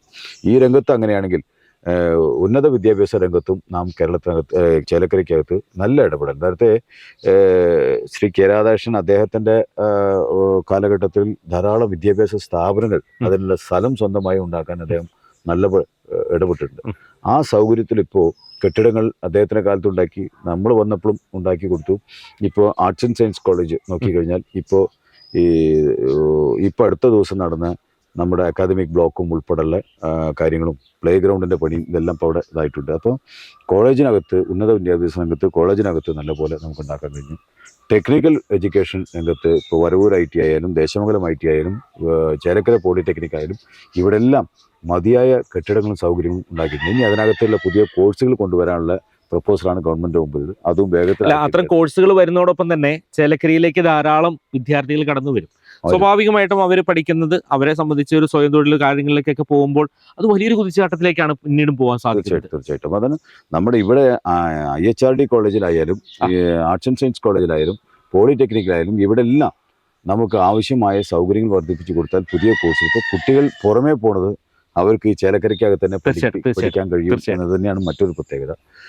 ഇവിടെ ഇത് കൂടാതെ ഇപ്പോൾ നമ്മൾ പട്ടികജാതി കുട്ടികൾ പഠിക്കുന്ന MRS അവിടെയും ഒന്ന് പോയി നോക്കണം. മുമ്പുണ്ടായിരുന്ന ചിത്രമേ അല്ല, ഇപ്പോൾ പുതിയ ബ്ലോക്കുകൾ +2 ബ്ലോക്ക് അനുഭവിച്ച് +2 ഇപ്പോൾ അനുഭവിച്ചിട്ടുണ്ട്. ഇപ്പോൾ ഒരു ഡിക്ലറേഷൻ വന്നുകൊണ്ട് നമുക്കത് ഡിക്ലെയർ ചെയ്യാൻ പറ്റിയിട്ടില്ല. അതുപോലെ തന്നെ അവർക്ക് കുട്ടികൾക്ക് കളിച്ച് ഓടി നടക്കാനുള്ളത്, പിന്നെ അവരെ ഹോസ്റ്റൽ ഉൾപ്പെടെ ധാരാളം സൗകര്യങ്ങൾ ഇപ്പോൾ വർദ്ധിച്ചിട്ടുണ്ട്. ഇതെല്ലാം ഈ കുട്ടികൾക്ക്, മണ്ഡലത്തിലെ കുട്ടികൾക്ക് ഈ സൗകര്യങ്ങളും ഇതെല്ലാം കാണുമ്പോൾ ഇങ്ങനൊരു സൗകര്യം അവിടെ ഉണ്ട്, തങ്ങി പഠിക്കാനുള്ള സൗകര്യം അവിടെ പോയി ചേരാം എന്ന ഇതിലേക്ക് എത്തുകയാണ്. അപ്പോൾ ഇത്തരം സൗകര്യങ്ങൾ നമുക്കിവിടെ ഉണ്ടാക്കിയെടുക്കാണ്ട് കഴിഞ്ഞിട്ടുണ്ട്. ഏകദേശം 140 കോടിയോളം വരുന്ന പണം ഇതിനകത്ത് ചെലവഴിക്കാൻ നമുക്ക് കഴിഞ്ഞിട്ടുണ്ട്. ഏറെ അഭിമാനത്തോടുകൂടി. പ്രതിപക്ഷ വിദ്യാഭ്യാസ രംഗത്ത് വലിയ കുതിച്ചുചാട്ടമാണ്. എനിക്ക് തോന്നുന്നു അഭിമാനത്തോടുകൂടി പറയാൻ പറ്റുന്നത്. ഏറെ പ്രതിസന്ധി എന്ന് പറയുന്ന കഴിഞ്ഞ 10 വർഷത്തില് ആരോഗ്യ മേഖല അഭിമുഖീകരിച്ച പ്രതിസന്ധി വലിയ പ്രതിസന്ധിയാണ്. കോവിഡ് കാലഘട്ടം തൊട്ട്, നിപ്പയുടെ കാലഘട്ടം തൊട്ട്, അങ്ങനെ നോക്കിക്കഴിഞ്ഞാൽ വലിയ പ്രതിസന്ധിയുടെ കാലഘട്ടമാണ്. പക്ഷേ നമ്പർ 1 കേരളത്തിലെ, അല്ലേ, നമ്പർ 1 ആരോഗ്യരംഗം എന്ന് പറഞ്ഞാൽ നമ്പർ 1 ആണ്. മറ്റുള്ള ലോകരാജ്യങ്ങൾ വളരെ ശ്രദ്ധയോടുകൂടി നോക്കുന്ന ഒരു മേഖല. അത്തരത്തിൽ ചിന്തിക്കുമ്പോൾ ചേലക്കരയിലെ ആരോഗ്യ മേഖലയ്ക്ക് ഒരു നവ്യമായ ഒരു അനുഭവത്തിലേക്ക് എത്തിക്കാനായിട്ട് ഈ കഴിഞ്ഞ 10 വർഷം സാധിച്ചിട്ടുണ്ട്. പല മേഖലകളിലും ചേലക്കര താലൂക്ക് ആശുപത്രി അടക്കം എടുത്തു നോക്കിക്കഴിഞ്ഞാൽ നിരവധിയായ വികസന പ്രവർത്തനങ്ങൾ ഈ മേഖലയിലൊക്കെ ചെയ്യാൻ സാധിച്ചിട്ടുണ്ട്. നമുക്കറിയാം, ഇവിടേക്ക് ഒരു ചെറിയൊരു അപകടങ്ങളോ കാര്യങ്ങളോ വന്നു കഴിഞ്ഞാൽ നഗരങ്ങളെ ആശ്രയിക്കേണ്ട ഒരു അവസ്ഥയിലായിരുന്നു. പക്ഷെ ഇന്ന് നമ്മുടെ നാട്ടിൽ തന്നെ ഏറ്റവും മികച്ച ചികിത്സാ സൗകര്യത്തിലേക്കൊക്കെ പോകാനായിട്ട് സാധിച്ചിട്ടുണ്ട്. അത് ഏറ്റവും ചെലവ് കുറവുള്ള ചികിത്സാ രംഗത്തേക്ക്. എങ്ങനെ ആരോഗ്യ മേഖല എങ്ങനെയായിരുന്നു ഈ ഒരു കഴിഞ്ഞ എടുത്തു നോക്കുമ്പോൾ അതിൻ്റെ പ്രവർത്തനങ്ങളും ഒപ്പം തന്നെ അതിൻ്റെ ഫണ്ട് വിനിയോഗം കാര്യങ്ങളൊക്കെ ഒന്ന് വിശദീകരിക്കാമോ? നമ്മുടെ ആരോഗ്യ മേഖലയിൽ ചേലക്കരയിൽ നിലവിൽ ഉള്ള സൗകര്യത്തെ ഇനിയും വർദ്ധിപ്പിക്കേണ്ടതുണ്ട്. എന്നാൽ നമ്മുടെ ചേലക്കരയെ സംബന്ധിച്ച് നോക്കുമ്പോൾ ഒരു ജില്ലാ ആസ്പത്രിയും ഒപ്പം താലൂക്ക് ആസ്പത്രിയും ഒപ്പം മറ്റ് സാധാരണ PHSകളായിരുന്നു. 10 കേന്ദ്രങ്ങളാണ് ഇപ്പോൾ ഒരു പഞ്ചായത്തിൽ ഒരു PHS എന്ന നിലയ്ക്ക്. നമ്മുടെ മണ്ഡലങ്ങളിലെ അതിൽ പഴയന്നൂർ മാത്രമാണ് 2 ആയിട്ട് വരുന്നത്. അപ്പോൾ 10 കേന്ദ്രങ്ങളിൽ നമുക്ക് PHSകൾ ഈ കഴിഞ്ഞ 10 വർഷം കൊണ്ട് FHS ആയിട്ട് സർക്കാരിൻ്റെ ആരോഗ്യ നയം അനുസരിച്ച് വരുന്ന ആളുകൾ നേരിട്ട് വന്നാൽ ഇവിടെ എല്ലാം കാര്യങ്ങളും നടക്കുക എന്ന അർത്ഥത്തിലല്ല. അത് ഓരോ തട്ട് തിരിച്ച് അതിന് ജനത്തിരക്ക് കുറയ്ക്കാൻ വേണ്ടിയിട്ടാണ് അങ്ങനെ ഒരു തീരുമാനത്തിൽ സർക്കാർ എത്തിയത്. അപ്പോൾ ആദ്യപടി തന്നെ നമ്മുടെ താഴെ തട്ടിൽ പ്രവർത്തിക്കുന്ന PHS ഫാമിലി ഹെൽത്ത് സെൻ്ററാക്കി മാറ്റിയെടുക്കുക എന്നത് ഗവൺമെൻറ് നയമാണ്. അവിടെ വന്നാൽ ചെറിയ തോതിലുള്ള പനിയും മറിച്ചും എല്ലാം അവിടെ പരിഹരിക്കുകയും ഒപ്പം അതിനെ കൂടുതൽ ചികിത്സ വേണ്ടതെങ്കിൽ അവിടുന്ന് അത് റെഫർ ചെയ്ത് താലൂക്ക് തലത്തേക്ക് വിടാനും താലൂക്ക് തലത്തിൽ പരിഹരിക്കാൻ പറ്റുന്ന അങ്ങനെ ചെയ്യാനും ഇതാണ് ഗവൺമെൻറ് നയം. അങ്ങനെ വരുമ്പോൾ നമ്മുടെ മൊത്തം ഈ PHSകളെല്ലാം FHSകളാക്കി മാറ്റി, ഫാമിലി ഹെൽത്ത് സെൻ്ററാക്കി മാറ്റി. അപ്പോൾ അതിൻ്റെ ആയ അടിസ്ഥാന സൗകര്യങ്ങളെല്ലാം വർദ്ധിപ്പിച്ചു. കൂടാതെ നമ്മുടെ താലൂക്ക് കേന്ദ്രത്തിൽ നമ്മളെ സംബന്ധിച്ചൊരു പ്രശ്നം മുൻകാലങ്ങളിൽ ഉണ്ടായിരുന്ന അതേ സ്റ്റാഫ് പാറ്റേണാണിത്. എന്നാൽ അത് താലൂക്ക് ഹോസ്പിറ്റലാക്കി മാറ്റുകയും ചെയ്തു. താലൂക്ക് ഹോസ്പിറ്റൽ നിലവാരം അവിടെ ഉണ്ടോ ചോദിച്ചാൽ അതില്ലാത്തത് അവിടെ ഡോക്ടേഴ്സിൻ്റെ തസ്തിക വർദ്ധിച്ചിട്ടില്ല. അത് നിരന്തരമായി സർക്കാരിൻ്റെ ശ്രദ്ധയിൽപ്പെടുത്തുകയും നമ്മളത് മാറ്റി. ഇപ്പോൾ അടുത്ത ദിവസമാണ് അതിൻ്റെ ഉത്തരവ് മന്ത്രിസഭ അംഗീകരിച്ചത്. ഇവിടെ കാഷ്വാലിറ്റി ഡോക്ടർ ഉൾപ്പെടെ വേണം. ഒരു കാഷ്വാലിറ്റി സംഭവിച്ചാൽ അവിടെ വന്നാൽ ആദ്യം ആ ഡോക്ടർ നോക്കി അവർ എന്താണ് വേണ്ടതെന്ന് അതിൻ്റെ വിദഗ്ധരെ ഒന്ന് അവിടെയുള്ള ഡോക്ടർ വെച്ച്, അല്ലെങ്കിൽ അത് കൂടുതലാണെങ്കിൽ റെഫർ ചെയ്ത് മെഡിക്കൽ കോളേജ് ജില്ലാ ആശുപത്രി വിടണം. അതിൻ്റെ കുറവ് അവിടെ നല്ലപോലെ ഉണ്ട്. അപ്പോൾ അത് പരിഹരിക്കാം എന്നതിൻ്റെ ഭാഗമായി അതിപ്പോൾ പരിഹരിക്കപ്പെട്ടു. കാഷ്വാലിറ്റി മെഡിക്കൽ ഓഫീസർ ഉൾപ്പെടെയുള്ള തസ്തികകൾ, അതിൻ്റെ സപ്പോർട്ടിംഗ് സ്റ്റാഫ് ഉൾപ്പെടെയുള്ള ഇപ്പോൾ അംഗീകരിച്ച് വന്നിട്ടുണ്ട്. 5 ഡോക്ടേഴ്സിൻ്റെ പുതിയ തസ്തിക അനുവദിച്ചിട്ടുണ്ട്. അപ്പോൾ ഓരോന്നിനെയും സ്പെഷ്യലൈസ് ചെയ്ത ഡോക്ടേഴ്സ്. ഇപ്പോൾ ഇത് കൂടാതെ കെട്ടിടങ്ങളെല്ലാം ഉണ്ടെങ്കിലും അവിടെ ഗൈനക് വിഭാഗമില്ല, പ്രസവം ഉൾപ്പെടെയുള്ള കാര്യങ്ങൾ ചെയ്യാൻ കഴിയുന്നില്ല. അപ്പോൾ നിലവിൽ മറ്റ് സ്ഥലത്ത് നിന്ന് കൊണ്ടുവന്നാലും ആ തസ്തികയില്ല. അപ്പോൾ ഈ തസ്തിക അതും കൂടി ഇപ്പോൾ അനുവദിക്കാനുള്ള ഒരു ഏർപ്പാടായിട്ടുണ്ട്. അതിന്റെ കെട്ടിടം, അതിന്റെ ഓപ്പറേഷൻ തിയേറ്റർ എല്ലാം ഡയാലിസിസുമായി ബന്ധപ്പെട്ട് അതിലേക്ക് എത്താം. അതും കൂടെ നമുക്കിപ്പോൾ ആയിട്ടുണ്ട്. അപ്പോൾ ഇനി നമുക്കതിന്റെ പുറകിൽ ഇപ്പോൾ ചേലക്കര ഹോസ്പിറ്റൽ സംബന്ധിച്ച് ഒരു ചെറിയ സ്ഥലമാണ്. അത് സൗകര്യം വർദ്ധിപ്പിക്കണമെങ്കിൽ ഇനി അതിന് സ്ഥലം വേണം. എത്ര തന്നെയെല്ലാം മോഡിഫൈ ചെയ്താലും അവിടെ സ്ഥല സൗകര്യം കുറവാണ്. പുറമേയുള്ള ഒരു അടുത്ത് ഏതെങ്കിലും സ്ഥലം കിട്ടാണ്ടോ അതിന്റെ ചില സർക്കാർ നടപടിക്രമത്തിന്റെ കീഴിലുണ്ട്. അതും കൂടെ ആയാൽ അതിൻ്റെ അവരുമായി ഉടമസ്ഥമായി സംസാരിച്ച് അത് ആക്കി കിട്ടുകയാണെങ്കിൽ നമുക്ക് അതും കൂടെ എടുത്താൽ നമുക്ക് കുറച്ചുകൂടെ നല്ല സൗകര്യമായി മാറ്റിയെടുക്കാം. ഇതിനിടയ്ക്ക് നമ്മുടെ ചേലക്കരയിൽ അന്ന് 2016 സമയത്ത് ഞാൻ MLA ആയ സമയത്താണ് ഈ ഒരു ഡയാലിസിസ് പേഷ്യൻ്റ് അനുദിനം വർദ്ധിച്ചുകൊണ്ടിരിക്കുകയാണ്. അപ്പോൾ അത് ഇവിടെ മാത്രമല്ല, നമ്മുടെ കേരളത്തിൽ എമ്പാടും നല്ല വർധന ഉണ്ടായിക്കൊണ്ടിരിക്കുന്നുണ്ട്. അപ്പോൾ ഇവിടെ ചേലക്കരയിൽ ഇപ്പോൾ നിലവിലുള്ള ഒരു കെട്ടിടത്തിൻ്റെ ഒരു സൗകര്യം ഉണ്ടാക്കി, കെട്ടിടം പണിതു. ആ കെട്ടിടത്തിന് ആവശ്യമായ സൗകര്യം ഉണ്ടാക്കി 2 ഷിഫ്റ്റായിട്ട് 8 പേർക്കേ ഇപ്പോൾ ചെയ്യാൻ കഴിയുന്നുള്ളൂ. അത് ഇനി 100 പേർ കാത്തു നിൽക്കുകയാണ്. അപ്പോൾ ആളുകൾ MLA വിളിച്ച് പറഞ്ഞാൽ കിട്ടും, വേറെ ആരെയും വിളിച്ച് പറഞ്ഞാൽ കിട്ടും. പക്ഷെ ഇത് എല്ലാവരുടെയും ജീവൻ തീർച്ചയായിട്ടും. അപ്പോൾ അത് ഈ സൗകര്യം നിലവിൽ നോക്കുമ്പോൾ ആളുകളുടെ എണ്ണം കൂടുന്നുണ്ട്. ഇപ്പോൾ ഡയാലിസിലൊക്കെ പ്രവൃത്തി നടന്നാലും വേണ്ടത്ര ആളുകളെ പരിഗണിക്കാൻ പറ്റുന്നില്ല. അപ്പോൾ എന്തായാലും ഈ കെട്ടിട സൗകര്യത്തിന് കുറച്ചുകൂടെ ക്രമീകരണം അവിടെ നടത്താറുണ്ട്. അതുകൂടെ നടത്തി ഡയാലിസിസ് സെന്റർ ഒന്നും കൂടെ വിപുലീകരിച്ച് കൂടുതൽ ആളുകൾക്ക് അത് ചെയ്യാൻ പറ്റിയാൽ വരുന്ന കാത്തു നിൽക്കുന്ന ആളുകൾ ഓടി നടക്കാണ്. ഇപ്പോൾ പണമാണെങ്കിൽ ഇതിന്റെ സ്വകാര്യ ആശുപത്രി വലിയ തുകയാണ്, താങ്ങാൻ പറ്റില്ല കുടുംബത്തിന്. അപ്പോൾ അത് ഒന്നുകൂടെ വിപുലീകരിച്ച് നല്ല നിലയ്ക്ക് ഇതാക്കണം എന്നു ഉണ്ട്. എന്തായാലും ഇനി ജനം അനുവദിക്കുകയാണെങ്കിൽ ജയിച്ചു. അത് തീർച്ചയായിട്ടും അത് നമുക്ക് ആ അർത്ഥത്തിൽ അത് പരിഗണിക്കാൻ വേണ്ടി സജീവമായി തുടങ്ങാൻ കുറിച്ച് വെച്ചാൽ അത് വിപുലീകരിക്കാൻ എന്തായാലും അത് കഴിയും. ആ അർത്ഥത്തിൽ നമുക്കത് എടുക്കും, തുടക്കം വെച്ചിട്ടുണ്ട്. അതെ. അപ്പോൾ അത് ഇനി വിപുലീകരിച്ച് വേണ്ടത്ര സൗകര്യം ഉണ്ടാക്കി നമുക്ക് കൊണ്ടുപോകണം എന്നാണ് ആഗ്രഹിക്കുന്നത്. ആരോഗ്യ മേഖലയിൽ ഇനി നമ്മളെ സംബന്ധിച്ച് ഒരു വിവരം കൂടെ ഞാൻ ചോദിച്ച സ്ഥിതിക്ക് പറയണം. അവിടെ പഴയന്നൂരും തിരുവല്ലാമലയും കിടത്തി ചികിത്സ ഉണ്ടായിരുന്നു. പക്ഷെ ഇപ്പോൾ അത് ഈ FHSC ആയ ആശയത്തിൻ്റെ ഭാഗമായി അത്തരം കാര്യങ്ങൾ അവിടുത്തുകാർക്ക് UR പതിവ് വന്നിട്ട് ഇപ്പോൾ എന്താ കാര്യം, ഇതിവിടെ കിടത്തി ചികിത്സ ഇപ്പോൾ വേണ്ട പോലെ ഡോക്ടേഴ്സ് ഇല്ല, രാത്രി ഒന്നും വന്നാൽ ആരും ഇല്ല തോന്നുന്നു. ഇപ്പോൾ തൽക്കാലം രാത്രി വന്നാലേ അത് കൈകാര്യം ചെയ്യാൻ വേണ്ടി തൽക്കാലം ഡോക്ടേഴ്സിനോട് ക്രമീകരണം അവിടെ നടത്താൻ പറയുന്നത്. പക്ഷെ അത് FHSC ആയതുകൊണ്ട് നിലവിലുള്ള സൗകര്യം താഴോട്ട് വന്നതാണ് ചെയ്ത്. പക്ഷെ അവിടെ നമ്മൾ പ്രത്യേക പരിഗണന കൊടുത്ത് നിലവിൽ വലിയ 2 പഞ്ചായത്തുകളിലുള്ള ഏക ആശ്രയം ഈ ഒരു പ്രത്യേകിച്ച് ട്രൈബൽസ് കുറേ പേർ അവിടെ താമസിക്കുന്ന ഒരു മേഖലയാണ് ഈ നമ്മുടെ പഴയന്നൂർ പ്രദേശമൊക്കെ ആയിരുന്നു.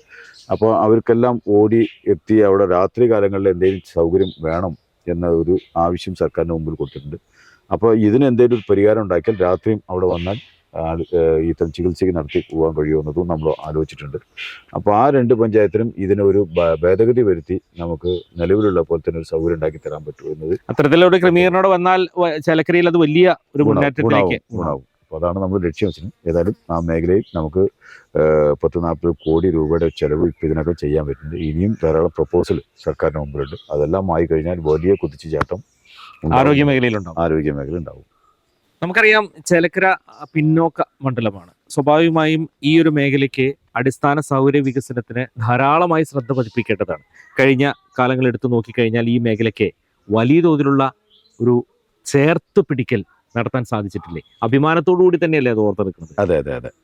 അതിൽ നമ്മളെ സംബന്ധിച്ച് ഈ ചേലക്കര മണ്ഡലത്തിൽ പട്ടികജാതി ജനവിഭാഗങ്ങൾ കൂടുതൽ താമസിക്കുന്ന ഒരു പ്രദേശം കൂടിയാണ്. ഏകദേശം 400 ചില്ലാനം നഗരങ്ങൾ തന്നെ ഈ മണ്ഡലത്തിനകത്തുണ്ട്. അപ്പോൾ ഇവിടെ ഇപ്പോൾ നമ്മൾ അത്തരം നഗരങ്ങളെല്ലാം വളരെ പിന്നോക്കം നിൽക്കുന്ന നഗരങ്ങളിലെല്ലാം തിരഞ്ഞെടുത്ത് അവിടെ ആവശ്യമായ വികസന പ്രവർത്തനം, അടിസ്ഥാന സൗകര്യങ്ങൾ വർദ്ധിപ്പിച്ചു കൊടുക്കാതെ സർക്കാരിൻ്റെ ഒരു നയമുണ്ട്. അത് അംബേദ്കർ പദ്ധതിയെ നമുക്ക് അവിടെ പരമാവധി 1 കോടി രൂപ തരും. 1 കോടി എന്ന് പറഞ്ഞാൽ അതിന് ടാക്സ് കഴിച്ച് 84-86 ലക്ഷം കിട്ടുള്ളൂ. എന്തായാലും അത് വെച്ചുകൊണ്ടുള്ള വികസന പ്രവർത്തനം നമുക്കവിടെ നടത്താനാണ്. ഇതിൽ ഒരു ചെറിയ സങ്കടം നമുക്ക് പങ്കുവയ്ക്കാനുള്ളത്, കഴിഞ്ഞ ദിവസം പട്ടികജാതി പിന്നോക്ക വകുപ്പ് മന്ത്രിയുമായി സംസാരിച്ചു. ശ്രീ OR കേളു അദ്ദേഹം സംസാരിച്ചു. അദ്ദേഹത്തിന് ശ്രദ്ധയിൽപ്പെടുത്തിയപ്പോൾ അദ്ദേഹത്തിന് അത് ബോധ്യപ്പെട്ടു. സാധാരണ എല്ലാ മണ്ഡലങ്ങൾക്കും ആവശ്യമായ ഇത്തരം ഈ നഗരങ്ങളുടെ അടിസ്ഥാന വികസനം വർദ്ധിപ്പിക്കാൻ വേണ്ടി 1 കോടി രൂപയാണ് വ്യക്തരുന്നത്. അങ്ങനെ തരുമ്പോൾ ഇപ്പോൾ 40 സങ്കേതങ്ങളിൽ അല്ലെങ്കിൽ നഗരങ്ങളിലെ മണ്ഡലങ്ങൾക്കും 1 കോടി രൂപ വെച്ച് കൊടുക്കും. 400 ചില്ലാനം നഗരങ്ങളിലേതിനും 1 ഇതേ കോടി വെച്ച് രീതിയാണ്. അതായത് അപ്പൊ ഒരേ തുകയാണ്. തുക ഒന്നായിക്കോട്ടെ, അത് സംശയമില്ല. ആ. നമുക്ക് എണ്ണത്തിൽ അതെ. ഇപ്പൊ ഒരു സാമ്പത്തിക വർഷം അവർക്ക് 5 കൊടുത്താൽ നമുക്കും 5 കിട്ടുന്നു. അപ്പോൾ ഇത് എത്തുന്നില്ല. അപ്പോൾ ഇതിലൊരു മാറ്റം വരുത്തണം. 5 അവിടെ കൊടുക്കുന്നതും ഇവിടെ അതിന്റെ റേഷ്യോ അനുസരിച്ച് ഒന്നുകൂടെ കൂട്ടണം. അപ്പോൾ നമുക്ക് ലക്ഷ്യം ഈ എല്ലാവർക്കും ചെയ്തു എന്നായാൽ എന്നാൽ എല്ലാവർക്കും ചെയ്തു എന്ന് പറയുമ്പോൾ ആ മണ്ഡലത്തിൽ കുറവുള്ള മണ്ഡലത്തിൽ അവകാശപ്പെടാൻ പറ്റും. തീർച്ചയായിട്ടും ഇവിടെ നമുക്ക് എത്ര കാലമായാലും അത് അവകാശപ്പെടാൻ പറ്റില്ല. അതിങ്ങനെ കേറി ഇറങ്ങി നിൽക്കുകയാണ്. അതായത് പൂർത്തീകരണത്തിലേക്ക് എത്താൻ സാധിക്കില്ല. അപ്പൊ അതിനൊരു ഭേദഗതി വരുന്ന കാലം മാത്രമാണ് നമുക്കിത് ഈ അടിസ്ഥാന വിഭാഗക്കാർക്ക് വേണ്ടത്ര കൂടുതൽ സൗകര്യങ്ങൾ നമുക്ക് ചെയ്തു കൊടുക്കാൻ പറ്റും. ഇപ്പോൾ ഇത്തരം 1 കോടി രൂപ വെച്ചുകൊണ്ടുള്ള അടിസ്ഥാന സൗകര്യം ചെയ്യുന്നപ്പോൾ തന്നെ നമ്മുടെ കുട്ടികൾക്ക് പഠിക്കാനുള്ള MRS ആവട്ടെ, പട്ടിക ITI ആവട്ടെ, അതെല്ലാം ചെയ്യുന്ന കൂട്ടത്തിൽ മറ്റ് സൗകര്യങ്ങളെല്ലാം വർദ്ധിപ്പിച്ചിട്ടുകൊണ്ടുള്ള ഇടപെടൽ നടത്തിയിട്ടുണ്ട്. ഇനിയും ധാരാളം നമുക്ക് ആ മേഖലയിൽ ചെയ്യാണ്ട്.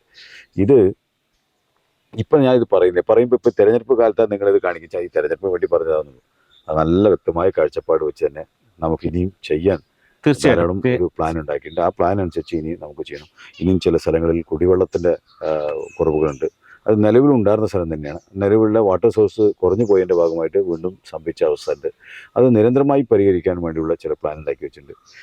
ഇനിയും ധാരാളം വീടുകൾ, ഇതിനകം 5 ലക്ഷം വീടുകൾ കേരളത്തിൽ കൊടുത്തൊരു ഗവൺമെൻറ്റാണ് കൊടുത്തുകൊണ്ടിരിക്കുന്നുണ്ട്. പക്ഷെ അത് ഇനിയും നമുക്കത് ലിസ്റ്റ് ചെയ്ത് പരിഗണിക്കപ്പെട്ട ഒരുപാട് വീടുകളുണ്ട്. അതിൽ അവരുടെ അല്ലാത്ത കുറവുകൾ കൊണ്ട് വീട് പണി നടക്കാതെ നിൽക്കുന്ന ഒരുപാട് സാങ്കേതിക തടസ്സമുണ്ട്. അതെല്ലാം പരിഹരിക്കാൻ വേണ്ടിയിട്ടുള്ള വരുന്ന നാളുകളിലേക്ക് എന്തായാലും ഒരു കയ്യൊപ്പുണ്ട്. തീർച്ചയായും നമ്മളൊരു ഉറപ്പ് കൊടുക്കുന്നുണ്ട്. ആ ഉറപ്പ് എന്തായാലും പാലിക്കപ്പെടുക തന്നെ ചെയ്യും. അതൊരു സംശയമില്ല. നമ്മള് പിന്നെ എന്തിനാ ഈ തീർച്ചയായിട്ടും നമ്മളെ ഏൽപ്പിക്കുന്നത് ഈ പണി ചെയ്യാൻ വേണ്ടിയിട്ട്. അതായത് അവര് വിശ്വാസപൂർവ്വം നമ്മളെ തെരഞ്ഞെടുത്തിട്ടുണ്ടെങ്കിൽ അവരെ ചേർത്ത് പിടിക്കേണ്ട ഉത്തരവാദിത്വം നമ്മുടെ ഉണ്ട്. അത് നമുക്ക് ഞാൻ നേരത്തെ പറഞ്ഞ കുറവുണ്ട്. ഈ മണ്ഡലങ്ങളെയും മറ്റു മണ്ഡലങ്ങളും അതിന്റെ സാങ്കേതിക പ്രശ്നമുണ്ട്. അത് നീക്കി തരാൻ വേണ്ടിയുള്ള സർക്കാരിന് മുമ്പിലുണ്ട്. അവിടെ ആ കൂട്ടത്തിൽ അവരെ പോലെ തന്നെ ഈ മണ്ഡലം പരിഹരിക്കരുത്. അവർക്ക് കൊടുത്തു കഴിഞ്ഞ് ബാക്കി കുറച്ചുകൂടെ അധികമായി പരിഗണിച്ചാൽ മാത്രമാണ് വേഗത്തിൽ ഒരുപക്ഷെ വരുന്ന നാളുകൾ ഒരു മാറ്റത്തിലേക്ക് വരാൻ സാധ്യതയുണ്ട്. അത് കഴിഞ്ഞ മന്ത്രിസഭയിലുള്ള ആ മന്ത്രിയോട് അത് ശ്രദ്ധയിൽപ്പെടുത്തിയപ്പോൾ അദ്ദേഹത്തിന് അത് ബോധ്യപ്പെട്ടു. വളരെ ശരിയാണ് നിങ്ങൾ പറഞ്ഞത്. നമ്മുടെ ലക്ഷ്യം എന്ന് പറഞ്ഞാൽ എല്ലാവർക്കും ഇത് എത്തിക്കാനും എല്ലാവരുടെയും പ്രശ്നങ്ങൾ പരിഹരിക്കാൻ വേണ്ടിയിട്ടാണ് ഗവൺമെന്റ് ലക്ഷ്യമിടുന്നത്. ആ ലക്ഷ്യം സമയബന്ധിതമായി നടക്കില്ല എന്നതാണ് ഞാൻ അദ്ദേഹത്തിന്റെ ശ്രദ്ധയിൽപ്പെടുത്തിയത്. അപ്പോൾ അദ്ദേഹത്തിന് അത് ബോധ്യപ്പെട്ടു. നിങ്ങൾ പറഞ്ഞത് ശരിയാണ്. ആ റേഷ്യോ കണക്കാക്കി നീ ചെയ്യാനുള്ള തീർച്ചയായിട്ടും കഴിഞ്ഞ കുറച്ച് സമയങ്ങൾ നമ്മൾ കേട്ടുകൊണ്ടിരുന്നത് വികസനത്തിന്റെ പുത്തൻ ഒരു രേഖയാണ്. കഴിഞ്ഞ 10 വർഷം എടുത്ത് പിന്നിലേക്ക് നോക്കിക്കഴിഞ്ഞാൽ അഭിമാനത്തോടു കൂടി പല കാര്യങ്ങളും ചേലക്കര നിയോജക മണ്ഡലത്തിൽ നടന്നിട്ടുണ്ട്. ഞങ്ങൾ മാധ്യമപ്രവർത്തകർ പല സ്ഥലം വഴി ഇങ്ങനെ സഞ്ചരിക്കുന്ന ആളുകളാണ്. അതിൽ ഏറെ അഭിമാനം എന്ന് പറയുന്നത് ഈ കൊണ്ടാഴി കുത്താമ്പള്ളി പാലമുണ്ട്. ഒരുപക്ഷെ കുറേ നാളുകളായിട്ടുള്ള ഒരു ആവശ്യമായിരുന്നു. അതൊരു ജനതയുടെ ആവശ്യം, ഒരു ജനത ഉത്സവമാക്കി തീർത്തതാണ് ഈ പാലം. അങ്ങനെയൊക്കെ നോക്കിക്കഴിഞ്ഞാൽ ചേലക്കരയിൽ കഴിഞ്ഞ 10 വർഷത്തിന്റെ പിന്നാമ്പുറം എടുത്ത് നോക്കിയാൽ ഏറെ വികസന പ്രവർത്തനങ്ങൾ നടത്തിയിട്ടുണ്ട്. അടിസ്ഥാന സൗകര്യങ്ങളുടെ വികസനം, ആരോഗ്യ മേഖല, അങ്ങനെ സമസ്ത മേഖലകളിലേക്കും കയ്യൊപ്പ് ചാർത്തുവാനായിട്ട് സാധിച്ചു എന്ന് പറയുന്നത് തന്നെയാണ് ഏറെ അഭിമാനം. അപ്പോൾ തീരുന്നില്ല, യാത്ര തുടരുമ്പോൾ എനിക്ക് തോന്നുന്നു യാത്ര തുടങ്ങി വച്ചിരിക്കുകയാണ്. യാത്രയുടെ മുന്നിലേക്ക് ഇങ്ങനെ സഞ്ചരിക്കുമ്പോൾ കേവലം പഴയ കാലത്തെ തലമുറയല്ല ഇപ്പോഴത്തെ തലമുറ. ഒരുപാട് അനുസൃതമായ മാറ്റങ്ങൾ ടെക്നോളജിയിലും എല്ലാം വന്നിരിക്കുകയാണ്. അടുത്തൊരു 10, 20, 30 വർഷത്തെ കാഴ്ചപ്പാടിൽ വേണം ഇനിയുള്ള നാടുകളിൽ ആര് വന്നാലും ഭരിക്കേണ്ടത്. നിലവിലുള്ള സാഹചര്യങ്ങൾ എല്ലാം തന്നെ മാറിക്കൊണ്ടിരിക്കുകയാണ്. അങ്ങ് തന്നെ സൂചിപ്പിച്ചു, ഇവിടെ പല യുവാക്കളും ഇവിടെയില്ല, രാജ്യങ്ങളിലേക്ക് അവർ മാറിപ്പോയിക്കൊണ്ടിരിക്കുകയാണ്. അങ്ങനെയൊക്കെ നോക്കിക്കഴിഞ്ഞാൽ ഒരുപക്ഷെ കേരളത്തിൽ യുവാക്കൾ തന്നെ കുറഞ്ഞു പോകുന്ന ഇതിലേക്ക് എത്താൻ സാധ്യതയുണ്ട്. അങ്ങനെ ഒരു അടുത്തൊരു 30 വർഷത്തെ ഒരു വികസന കാഴ്ചപ്പാട് അങ്ങയുടെ മനസ്സിൽ എന്താണ് ചേലക്കരയുടെ സമഗ്ര വികസനത്തിലേക്ക് എത്തിക്കാൻ? അതിനു മുമ്പ് ഞാൻ നേരത്തെ നിങ്ങൾ പറഞ്ഞു വന്നപ്പോൾ കൊണ്ടാഴി കുത്താമ്പള്ളി പാലത്തിന്റെ ഒരു ഉത്സവം പറയണ്ടായി. ആ ഉത്സവം അവരുടെ മനസ്സിൽ അത്തരം സന്തോഷം വരാനുള്ള കാരണം 2016 തെരഞ്ഞെടുപ്പുമായി ബന്ധപ്പെട്ട് ഞാൻ അവിടെ ആ പ്രദേശത്ത് ചെല്ലുമ്പോൾ എനിക്കൊരു കാഴ്ച തെരഞ്ഞെടുപ്പ് കഴിഞ്ഞ ഉടനെ കാഴ്ച കാണിച്ചു തന്നത് നിങ്ങൾക്കൊരു നല്ല ഒരു കാഴ്ച കാണിച്ചു തരാം, ഒന്ന് വരണം എന്ന് പറഞ്ഞ് കണ്ടപ്പോൾ മാതാപിതാക്കൾ കുട്ടികളെ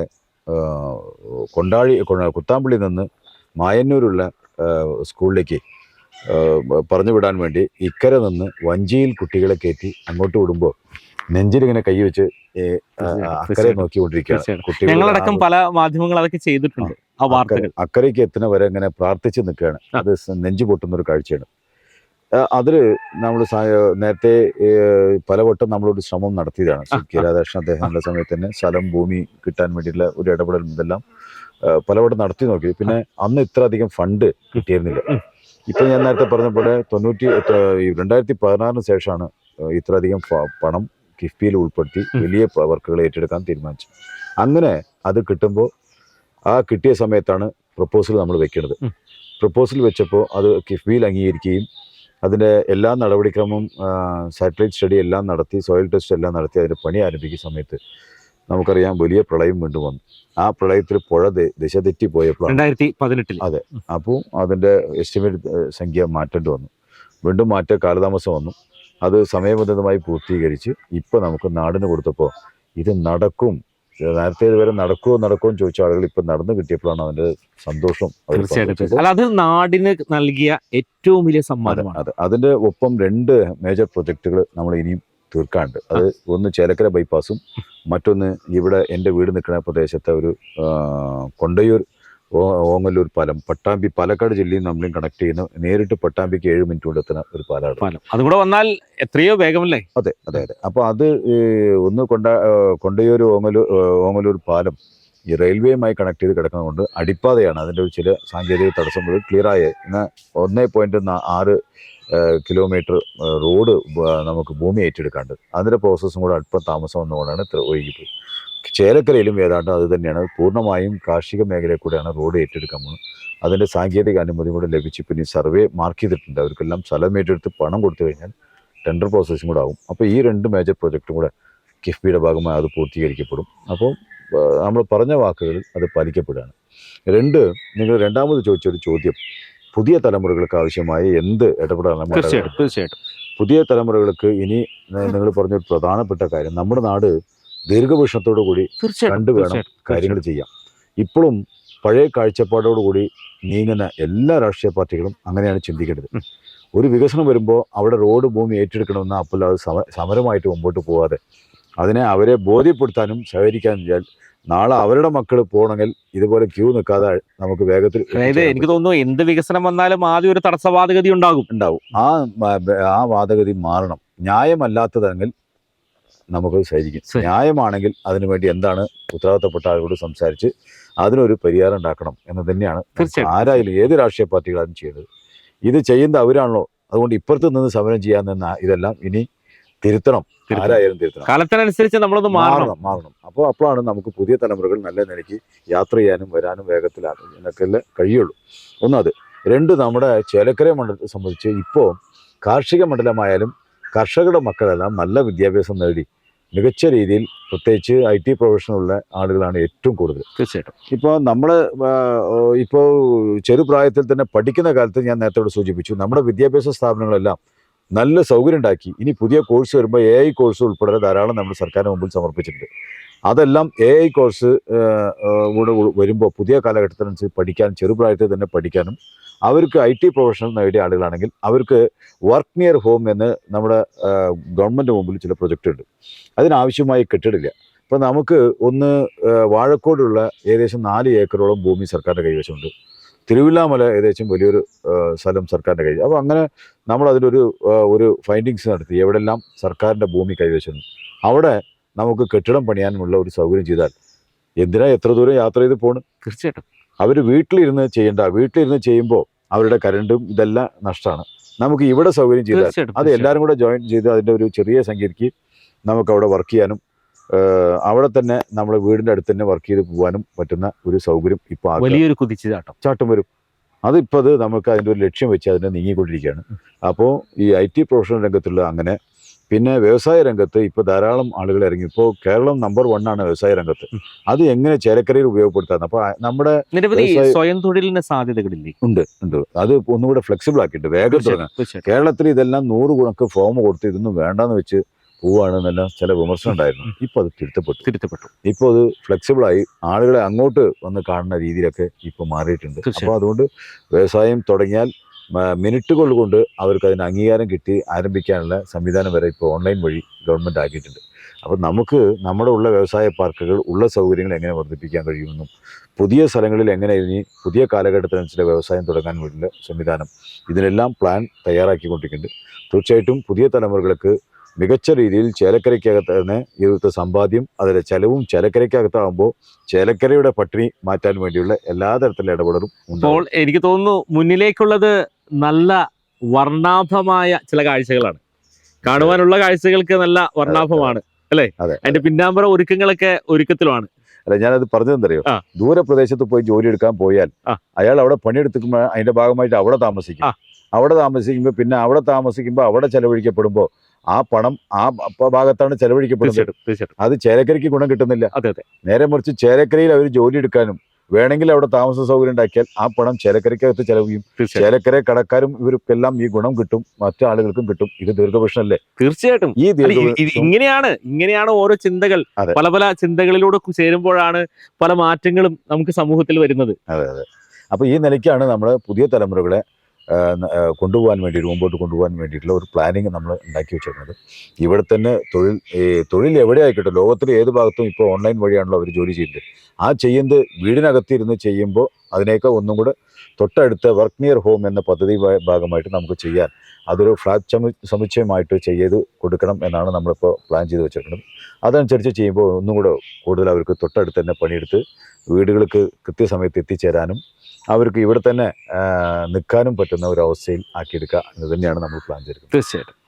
ആദ്യം തന്നെ ഞങ്ങൾ വലിയ നന്ദി പറയുകയാണ്. കാരണം നല്ല തിരക്കുള്ള സമയമാണ്. ഈ തിരക്കുള്ള സമയത്തും നമ്മളോടൊപ്പം അല്പസമയം ഒന്ന് ചെലവഴിക്കാൻ സാധിച്ചതിനെ CCB ഹൃദയത്തിൽ ചേർത്ത് നന്ദി പറയുകയാണ്. എനിക്ക് തോന്നുന്നു എപ്പോൾ തുടങ്ങും രാവിലത്തെ പരിപാടികൾ? കാലത്ത് 5 മണിക്കൊക്കെ നീക്കും. പിന്നെ എൻ്റെ ഒരുക്കങ്ങളൊക്കെ കഴിഞ്ഞ് 6-6:15 കൂടി വീട്ടിൽ നിന്ന് ഇറങ്ങും.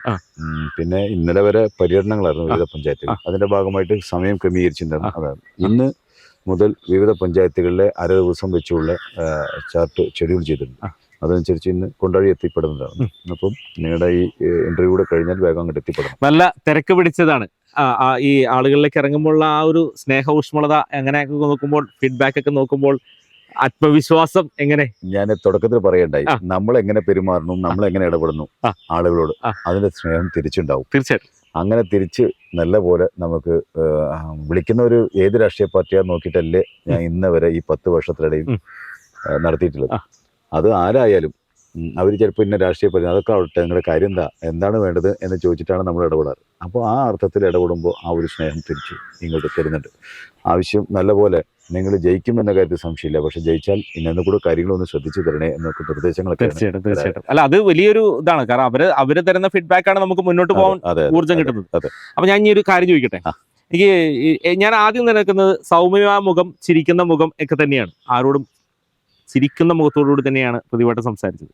പക്ഷേ പൊതുവെ ഞങ്ങൾ ഈ മാധ്യമപ്രവർത്തകരുടെയൊക്കെ ആണെങ്കിലും ഇവിടെയുള്ള ചില ആളുകളുടെ ഇടയിലൊക്കെ ഒരു സംസാര വിഷയമുണ്ട്. ഇവിടെ ഒരു ചേട്ടൻ ഭാവിയും അനിയൻ ഭാവിയൊക്കെ ഉണ്ടോ എന്ന്. അതായത് പ്രതിപക്ഷം അല്ലെങ്കിൽ ഇതിന്റെ രാധാകൃഷ്ണൻ പക്ഷം അങ്ങനെയൊക്കെ വല്ലോ. ഞാൻ സരസമായിട്ടാണ് ചോദിക്കുന്നത്. ഒരുപക്ഷെ കാണുന്ന പ്രിയപ്പെട്ട പ്രേക്ഷകർ വിചാരിക്കും ഇതെന്താണ് അവതാരകർ ഇങ്ങനെയൊക്കെ ചോദിക്കുന്നത്. അങ്ങനെയൊന്നുമല്ല, സരസമായി ചോദിക്കുന്ന ഒരു നർമ്മ സല്ലാപം മാത്രമേ ഉള്ളൂ. അങ്ങനെ ഒരു പക്ഷം വല്ലതും ഉണ്ടോ? ഒരു പക്ഷം അങ്ങനെ ഒരു പക്ഷം ഇല്ല. ഇത് കുറച്ചു കാലമായി ഇതിങ്ങനെ നമ്മുടെ നാട്ടിലെ ചില മാധ്യമങ്ങളും ഇതൊക്കെ ഇങ്ങനെ ചോദിക്കാറുണ്ട്. അങ്ങനെ ഇല്ല. അത് ആകെ ഒരു പക്ഷം ഇടതുപക്ഷം മാത്രമേ ഉള്ളൂ ഇവിടെ. അത് ഹൃദയപക്ഷമാണ്. അതെ, ഹൃദയപക്ഷമാണ്. അതില് അങ്ങനെ ഒരു സംഭവമേ ഇല്ല. ഇത് ഞങ്ങളുടെ ഒരു ടോപ്പ് ലീഡറാണ് രാധാകൃഷ്ണൻ, കേന്ദ്ര കമ്മിറ്റി അംഗമാണ്. അദ്ദേഹത്തിന് ഇപ്പോ നമ്മൾ രണ്ടുപേരും ഇങ്ങനെ സംസാരിക്കുന്ന പോലെ സംസാരിക്കാൻ അല്ല, അത് തിരക്കുകൊണ്ടാണ്. MP-യും അതുപോലെ തന്നെ കേന്ദ്ര കമ്മിറ്റിയുടെ ഇന്നത്തെ പാലക്കാട് ജില്ലയുടെ ചുമതലക്കാരൻ കൂടിയാണ്. അപ്പൊ അതിന്റെ ഓട്ടത്തിൽ കൂടി അതിന്റെ ഇടയ്ക്ക് ഇപ്പോ നമ്മള് മണ്ഡലത്തിലെ ചില കാര്യത്തിന് വിളിച്ചപ്പോ അതിനെല്ലാം ഓടി വന്ന് സമയം കണ്ടെത്തി ഓടി വന്ന് അദ്ദേഹം നടത്തിയിട്ട് അങ്ങനെ പോകുന്നു. അങ്ങനെ പക്ഷമില്ല, അങ്ങനെ ഒരു പക്ഷമേ ഇല്ല. ഒറ്റ പക്ഷമേ ഉള്ളൂ പ്രിയപ്പെട്ട പ്രേക്ഷകരെ, ഒറ്റ പക്ഷമേ ഉള്ളൂ. അത് ഇടതുപക്ഷമാണ്. ഹൃദയപക്ഷമാണ്. എല്ലാവിധ ഭാവങ്ങളും നേരുകയാണ്. ചേലക്കരയിൽ UR അല്ലാതെ മറ്റാരുണ്ട്? ഒറ്റ വാക്കേ ഉള്ളൂ. വികസനത്തിൻ്റെ പുതിയ പുതിയ മേഖലകളിലേക്ക്, സമസ്ത മേഖലകളിലേക്ക്, കൂടുതൽ കുതിച്ചുചാട്ടത്തിലേക്ക് കടന്നു വരുവാനായിട്ട് എല്ലാവിധ ഭാവങ്ങളും CCV നേരുകയാണ്. സന്തോഷം.